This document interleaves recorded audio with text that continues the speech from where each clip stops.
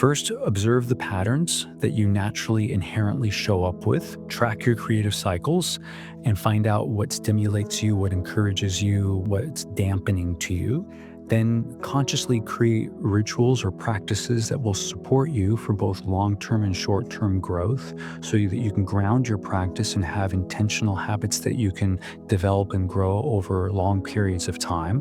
Once you have that, then you're going to want to expand your range so you can push yourself to go beyond your creative limitations, your own borders and boundaries, and to see what other elements are naturally drawn to you or what are the other demands of certain kinds of projects that may impinge upon you that you need to meet so that you have more range.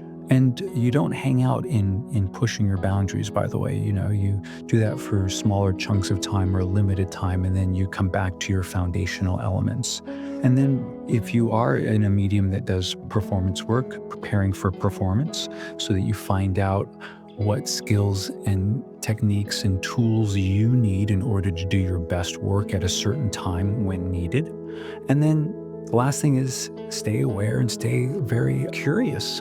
Keep being curious about who you are and where you're going and what you're doing and how you can expand and grow, and keep interrupting patterns. We make these patterns, we make these practices, which are very important, and equally important is to break those patterns so that we don't become addicted, so that we don't go unconscious. Very important to unlocking new levels of creativity, no matter at what point of our career we're in.